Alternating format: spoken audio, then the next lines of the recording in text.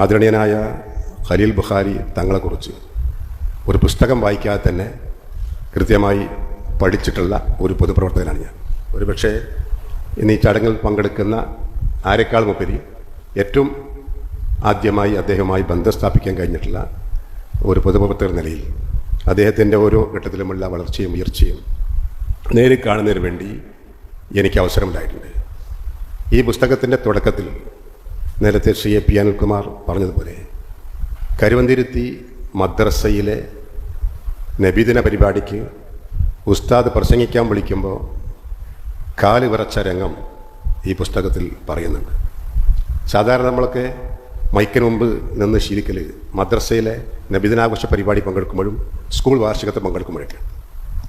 ആദ്യ ഉസ്താദ് ക്ഷണിച്ചപ്പോൾ മൈക്കിൽ മുമ്പിലേക്ക് കാല് വിറച്ച് പോയി അസ്സലാമു അലൈക്കും എന്ന് പോലും പൂർത്തിയാക്കാൻ കഴിഞ്ഞില്ല എന്നാണ് ഈ പുസ്തകത്തിൽ പറയുന്നത്. അങ്ങനെ ആദ്യത്തെ പ്രസംഗത്തിൽ സലാം പോലും പൂർത്തിയാക്കാൻ കഴിയാത്ത ഒരാൾ ഇന്ന് 10,000-ങ്ങളെ ആകർഷിക്കുന്ന ഒരു ക്രൗഡ് പുള്ളറായി മാറിയതിൻ്റെ പിന്നിലുള്ള വലിയ ചരിത്രമുണ്ട്. ക്രൗഡ് പുള്ളർ എന്ന് ഈ പുസ്തകത്തിൽ പറഞ്ഞല്ല, അത് എൻ്റെ വിശേഷമാണ്. അപ്പോൾ ആ ഒരു എന്താ അത്രമാത്രം കഠിനാധ്വാനം ആദരണീയനായ തങ്ങളവർകൾ നിർവഹിച്ചു എന്നതാണ് അദ്ദേഹത്തിൻ്റെ ജീവിതം പഠിക്കുന്ന ഏതൊരാൾക്കും മനസ്സിലാവും. പിന്നീട് അങ്ങോട്ട് അദ്ദേഹം പറയുന്നുണ്ട്, 23-ാം വയസ്സിലാണ് കോണമ്പാറ ദർശനത്തിന്. ഞാൻ പറഞ്ഞത് അന്ന് ഞങ്ങൾ തമ്മിൽ ഞാൻ നിസ്കരിക്കാൻ പോയപ്പോൾ ബന്ധമല്ല, എൻ്റെ വീട്ടിൽ കോണമ്പാറ ദർശനം നടത്തുമ്പോൾ മുദരിസായിരിക്കുമ്പോൾ തങ്ങൾ വന്നിട്ടുണ്ട്. ആ കാലം മുതൽ ബന്ധമാണ്.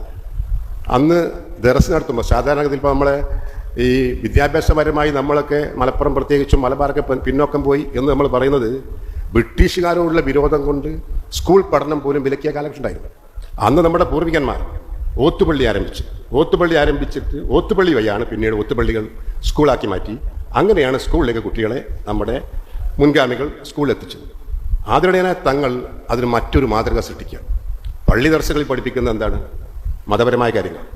അദ്ദേഹം കോണമ്പാറ ദർസിൽ മുദരിസായി വരുന്ന ഘട്ടത്തിൽ ഈ ജില്ലയുടെ വിദ്യാഭ്യാസ പുരോഗതി സംബന്ധിച്ച് അന്നത്തെ സാഹചര്യം സംബന്ധിച്ച് നമുക്ക് എല്ലാവർക്കും അറിയാം. ഇപ്പോൾ അദ്ദേഹം തന്നെ സൂചിപ്പിച്ചു, നമുക്കെല്ലാവർക്കും അറിയാം വളരെ മോശമായിട്ടുള്ള ഒരവസ്ഥ. SLC പരീക്ഷയിലൊക്കെ റിസൾട്ട് വരുമ്പോൾ നമ്മൾ പലപ്പോഴും പറയാറുള്ളത് പോലെ 14-ാം സ്ഥാനത്തായിരുന്നു നമ്മുടെ ജില്ലയുടെ സ്ഥാനം. 15-ാമത് ജില്ല ഇല്ലാത്തത് കൊണ്ടാണ് നമുക്കന്ന് 14-ാം സ്ഥാനം കിട്ടിയിരുന്നത്. ആ ഒരു ഘട്ടത്തിലാണ് പള്ളി ദർസിൽ മുദരിസായി നിൽക്കുന്ന ഒരാൾ ഭൗതിക വിദ്യാഭ്യാസത്തിന് പ്രാധാന്യം നൽകി കുട്ടികളെ SLC പരീക്ഷയ്ക്ക് പ്രാപ്തരാക്കുന്നതിന് വേണ്ടിയുള്ള ശ്രമങ്ങൾക്ക് നേതൃത്വം കൊടുത്തു. ആദ്യമായി ദർസ് വിദ്യാർത്ഥി സമാജം അദ്ദേഹം ഈ കോണമ്പാറ പള്ളിയിൽ ആരംഭിച്ചു. അങ്ങനെ ഭൗതിക വിദ്യാഭ്യാസ രംഗത്ത് ഇന്ന് ഈ ജില്ലയിലുണ്ടായിട്ടുള്ള മുന്നേറ്റത്തിന് അടിത്തറ പാകിയ സാമൂഹ്യ പരിഷ്കർത്താക്കളിൽ ഒരാളാണ് പ്രിയപ്പെട്ട ഖലീൽ ബുഖാരി തങ്ങൾ എന്ന് അന്തസ്സോടുകൂടി അഭിമാനത്തോടു കൂടി നമുക്ക് പറയാൻ വേണ്ടി സാധിക്കും. ഇങ്ങനൊരു പുസ്തകം എഴുതാനടിയായ കാര്യങ്ങൾ സംബന്ധിച്ച് പ്രിയപ്പെട്ട മാതൃഭൂമിയുടെ നമ്മുടെ രാജേഷല്ലേ ഗിരീഷ് പറയുന്നുണ്ട്, ഞാൻ ഈ പുസ്തകം പറഞ്ഞ മാതിരി പൂർണ്ണമായിട്ട് വായിച്ചില്ല. ഇന്നലെ ഞാൻ ദുൽഫിക്കർ സക്കാഫിനെ വിളിച്ച് ചോദിച്ചു, നാളെ നമ്മളെ പരിപാടി ഉണ്ടോ ചോദിച്ചു. ഉണ്ട്. എന്നാൽ പുസ്തകം കിട്ടിയില്ലല്ലോ. അപ്പോൾ 10-േക്കാരനാ പുസ്തകം കിട്ടി. അപ്പോൾ ഞാൻ പറഞ്ഞു, എനിക്ക് പുസ്തകം വായിക്കേണ്ട കാര്യമില്ല, തങ്ങളെക്കുറിച്ച് എനിക്ക് അല്ലാത്ത പറയാവുന്നുണ്ട്, അതുകൊണ്ട് പുസ്തകം വായിക്കേണ്ട കാര്യമില്ല. എന്നാലും ചില വിവരം കയ്യിൽ കിട്ടിയെന്ന് വെച്ചാൽ നമ്മൾ ഈ പുസ്തകം രചിച്ച ഗിരീഷിൻ്റെ മാതാവ് മരണപ്പെട്ടപ്പോൾ തങ്ങൾ വിളിച്ച് അനുശോചനം അറിയിക്കുകയാണ്. സാധാരണ ഞങ്ങൾ രാഷ്ട്രീയക്കാരാണ് ഞങ്ങൾ ചെയ്യാറില്ല. അതിൽ വ്യത്യസ്തമായി തങ്ങൾ വിളിച്ചിട്ട് പിന്നെ ഗിരീഷിനെ വിളിച്ച് അനുശോചനം അറിയിച്ചിട്ട് തങ്ങൾ പറയാണ്, ഞാൻ അങ്ങോട്ട് വരുന്നു. അതാണ്. പിന്നീട് ഗിരീഷിൻ്റെ വീട്ടിൽ ചേർത്തലയിൽ തങ്ങൾ സന്ദർശിക്കുക. അപ്പോൾ അങ്ങനെ ഒരു ബന്ധം ഗിരീഷുമായി ഉണ്ടാക്കിയെടുത്തത്. അപ്പോഴാണ് ഗിരീഷിന് തങ്ങളെക്കുറിച്ച് ഒരു പുസ്തകം എഴുതാൻ തോന്നിയത്, അല്ലേ? അങ്ങനെയാണ് ഇങ്ങനെ ഒരു പുസ്തകം എഴുതാൻ വേണ്ടി അദ്ദേഹം തയ്യാറ്. പലരും TP ചെറുപ്പ് ഉൾപ്പെടെയുള്ള പലരും സമീപിച്ചിട്ട് അന്ന് തങ്ങൾ സമ്മതിച്ചിട്ടില്ല എന്നാണ് തങ്ങൾ പറഞ്ഞത്. അപ്പോൾ അത് ഗിരീഷിൽ ആ നിയോഗം വന്നു ചേർന്നു. അതുകൊണ്ടാണ് ഗിരീഷ് ഭാഗ്യവാനാണ് എന്ന് നേരത്തെ ഇവിടെ ഖാദിർ സാഹിബ് ഉൾപ്പെടെ സൂചിപ്പിച്ചത്. അപ്പോൾ ഞാൻ ദീർഘമായി എല്ലാം കടന്നു ചെല്ലുമ്പോൾ സമയം വൈകും. തങ്ങൾ അങ്ങനെ ഒരു വ്യക്തമായ രാഷ്ട്രീയ നിലപാടൊന്നും സ്വീകരിക്കുന്ന ആളല്ല. എല്ലാ രാഷ്ട്രീയ പാർട്ടിക്കാരോടും സമദൂര സിദ്ധാന്തമാണ് അദ്ദേഹം സ്വീകരിക്കാറുള്ളത്. ഇവിടെ വരാത്ത ഒരു രാഷ്ട്രീയ നേതാക്കന്മാരില്ല.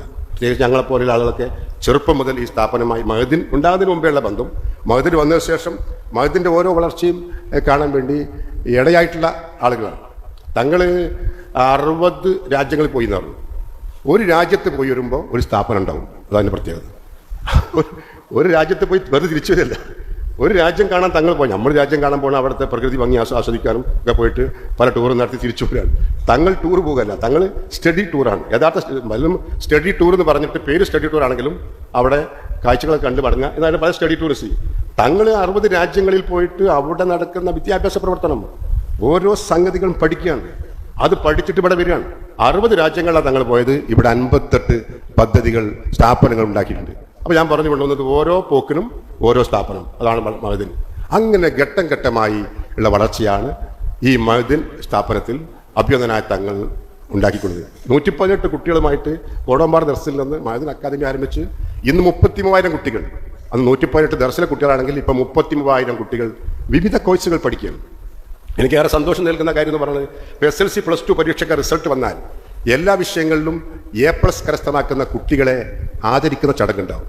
ആ A+ കരസ്ഥമാക്കിയ കുട്ടികളെ ആദരിക്കുന്ന ചടങ്ങിൽ നല്ല ശുഭ്ര വസ്ത്രമണിഞ്ഞ് തലപ്പാവ് ധരിച്ച കുട്ടികൾ A+ കരസ്ഥമാക്കിയ അവാർഡ് സ്വീകരിക്കാൻ വരും. അപ്പോൾ അങ്ങനെയുള്ള കുട്ടികളെ കാണുമ്പോൾ നമ്മൾ പ്രത്യേകിച്ചും ചോദിക്കും, എവിടെ പഠിക്കുന്നത്? മഹദിനിലാണ്. നമുക്ക് അഭിമാനമല്ലേ? മഹദിനിൽ പഠിക്കുന്ന കുട്ടികൾ മതവിദ്യാഭ്യാസ രംഗത്തല്ല, SLC പരീക്ഷയിലും +2 പരീക്ഷയിലുമൊക്കെ എല്ലാ വിഷയങ്ങളിലും A+ കരസ്ഥമാക്കുന്ന കുട്ടികളായി മഹദിനിലെ കുട്ടികൾ മാറുക. അത് തങ്ങളുടെ നേതൃത്വത്തിൽ ഉണ്ടാക്കിയെടുത്തിട്ടുള്ള വലിയ വിപ്ലവത്തിൻ്റെ ഭാഗമായി നമുക്ക് കാണാൻ സാധിക്കും. അപ്പോൾ മറ്റ് വിഷയം ഞാനിടെ ഈ പോയിന്റ് പറയാൻ വിട്ടുപോയി. തങ്ങൾ രാഷ്ട്രീയ നിലപാടൊന്നും സ്വീകരിക്കുന്ന ആളല്ല, എല്ലാവരും നല്ല ബന്ധം സ്ഥാപിക്കണം. പക്ഷെ ഒരു നിർബന്ധ സാഹചര്യത്തിൽ 2004 ലോക്സഭാ തെരഞ്ഞെടുപ്പിൽ ചില രാഷ്ട്രീയ നിലപാടുകൾ സ്വീകരിക്കേണ്ടി വന്നു എന്ന് ഈ പുസ്തകത്തിൽ പറയുന്നുണ്ട്. ആ നിലപാടിനോട് എനിക്ക് വിയോജിപ്പുണ്ടെങ്കിൽ പോലും ഇവിടെ അത് പിന്നെ ആ നിലപാടിന് ശേഷവും രാഷ്ട്രീയ രംഗത്ത് പല മാറ്റങ്ങളുണ്ടായി, സാഹചര്യങ്ങൾ മാറി. അങ്ങനെയൊക്കെ മാറി വന്നതിന് ശേഷവും ആ യാഥാർത്ഥ്യം ഈ പുസ്തകത്തിൽ ഉൾക്കൊള്ളിച്ചു എന്നതും ഞാനത് തങ്ങളൊന്നും മറച്ചു വെക്കുന്നില്ല എന്നതിൻ്റെ മറ്റൊരു സൂചനയായി ഞാൻ കാണുകയാണ്. അപ്പോൾ ഏതായാലും അങ്ങനെ ഒരു വളച്ചുകെട്ടലുമില്ലാതെ, ഒന്നും മറച്ചു വെക്കാതെ തികച്ചും കൃത്യമായിട്ടുള്ള ഒരു അവതരണമാണ് ഈ പുസ്തകത്തിൽ നൽകിയിട്ടുള്ളത്. കണ്ണിയത്ത് ഉസ്താദിൻ്റെ കൂടെ കാസർകോട്ടേക്ക് പ്രോഗ്രാമിന് പോയപ്പോൾ കണ്ണിയത്ത് ഉസ്താദ് പിന്നെ അവിഭക്ത സമസ്തയുടെ പ്രസിഡൻ്റായിരുന്നു കണ്ണിയത്ത് ഉസ്താദ്.